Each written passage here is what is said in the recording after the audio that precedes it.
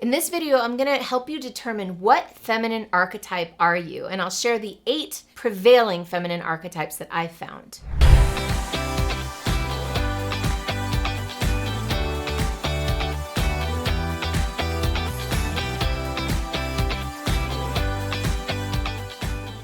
So before we get into what are the feminine archetypes, I want to talk about archetypes in general, what they're good for and how you can use them in your own life. I'll also mention some of the critiques of using archetypes, and then I'll dive into what the feminine archetypes are, the 8 that I've discovered that I think are the most universal and prevalent.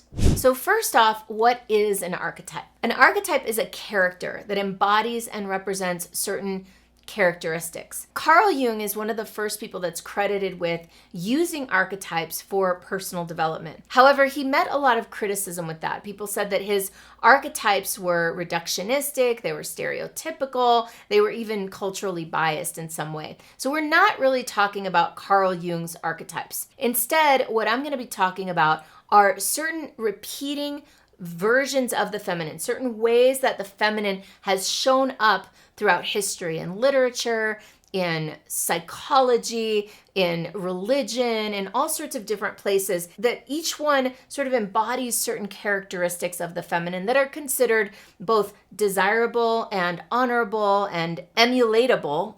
I don't know if that's a word. And also there's a shadow of each archetype. And so we'll look at both the archetype itself and the qualities and also the shadow of each archetype, which are sort of the quote unquote negative qualities of that archetype that we can run into. And before I dive into the actual archetypes, I want to share that how you can use them. You can use them as a point of inspiration, as a way of recognizing certain patterns, but I also warn you against taking them too seriously, right? This is just one more tool or arrow in our quiver to help us develop ourselves. So how can archetypes help you develop yourself? Well, they can help you hone in on certain qualities that you want to develop more of. They can also help you identify certain qualities that you don't want to develop in yourself, that you'd want to undevelop, for lack of a better word, and the things in you that are actually holding you back. So sometimes when we see it in an archetype, we can recognize it in a way that we can't always recognize it so easily in ourselves. It's also a way to broaden your perspective and create more expressions of you, call on different aspects of you, and develop different pieces and perspectives of your nature. By the way, if this is the sort of video that you like and you want more, then I invite you to hit subscribe, like this video, maybe even shoot me a comment below.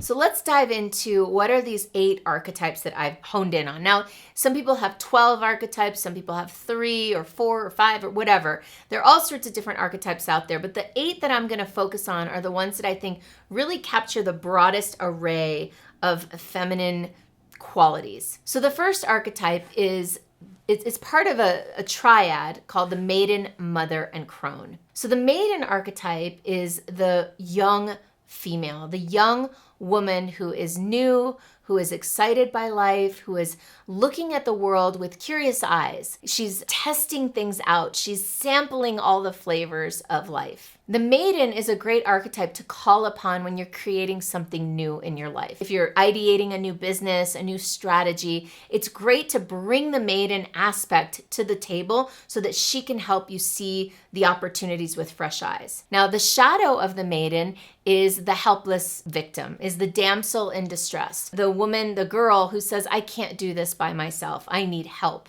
So that's the shadow. If you find yourself in that victim role, then that's an indicator that you want to develop more of the positive aspects of the maiden, the curiosity and the freshness. The second archetype in this triad is the mother, which is also very similar in nature to the archetype of the queen. The mother is a leader. The queen is a leader. She is someone who rules over her domain, which Nanilea Diamond, one of my mentors, calls the energetic castle.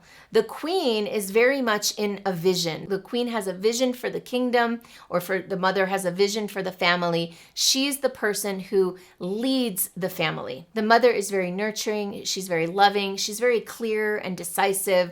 She's not innocent like the maiden, but she also is not jaded. She's not bitter. Now, there is a shadow side of the queen who is a bombastic ruler who rules like the evil queen could be the shadow of the queen, the woman who is drunk with her own power, right? And she's no longer loving and nurturing. Another shadow aspect of the mother archetype or the queen archetype could be the smothering mother, the overly nurturing mother. If you want to tap into the queen archetype, one of the most beautiful ways that this can be used, especially if you're a business owner, a coach, a consultant, is the servant leader. The servant leader is one aspect of the queen when she's in her full embodiment, her full expression. She's both a leader of people, but she's also serving the people. The third archetype in the triad is the crone. The crone is the old woman, the wise woman. She's learned about life. She's gathered experience. Now she gets to sit back, relax, and let other people do the work. It's the queen's turn to lead. The wise woman, the crone, she advises. She doesn't do much anymore. She is taken care of, she's honored, but she still provides influence, and she's very much respected and loved. Now, the shadow of the crone can be a bitter old woman, a hag, a woman who has not lived her full expression, who didn't live her full power as a queen, and as such, as an old woman, has become jaded or has become bitter and resentful. The fourth archetype, which is outside of that triad, is the warrior, also known as the huntress. The huntress archetype, the warrior archetype, is the woman who's in action. She's the most tapped into that masculine, yang energy. She has discipline and devotion, and she does the activities and the practice and the skills building to be a better version of herself every day. The warrior woman is also the one who sets boundaries. She has strong boundaries, and people do not mess with the warrior archetype. Now, the shadow of the warrior could be someone who attacks. Another version of the shadow could be the workaholic, the woman who only works and only practices and only builds skills to the exclusion of everything else. Now, as kind of a counterpoint to the warrior or huntress is the fifth archetype, which is the priestess. The priestess archetype is the woman who is in touch with the divine. She goes beyond the veil. She is deeply tapped into what is beyond, in the mystery of the world, not necessarily so much rooted in the everyday, but rather in the divine. The shadow of the priestess could be someone who bypasses emotion or bypasses what's really happening in favor of just pretending that everything is okay and connecting to the divine and not having to be in the world. The priestess also, by the way, is the one who develops her third eye, her intuition, and deeply listens to herself, her inner self, her higher self, and to the divine. Now, in contrast again to that priestess, we have the wild woman. The wild woman is a force of nature. She's connected to nature. She's connected to her primal. It is this archetype that's the most sensual, the most connected to the earth, to Mother Nature, the most connected to the passing of the seasons, right? So the wild woman, there's a shadow there as well. The wild woman could be so connected to those things that she's not connected at all to the spirituality, not connected to what's beyond, right? So there's that polarization, that polarity between the priestess and the wild woman. And really the beauty of these archetypes is when we start to see the integration of all of them into one. Now, there's also a lover archetype, or AKA the enchantress or the seductress. The lover is sensual, she's sexual, she's inviting, and that is the part of the woman that actually, when in the shadow version, can be very manipulative or can manipulate to get what she wants. So the lover is a beautiful way of creating divine, masculine, feminine, sacred union, have intimacy with other people, and in its shadow, that can be used in a way that's less than honorable. And then finally, we have the healer archetype. The healer is a woman who is so connected and so in tune with her own power, like a magician, right? That's the counterpart to this archetype in the woman is like the magician in the man. The healer archetype is the woman who's developed that ability to help other people grow and evolve and expand.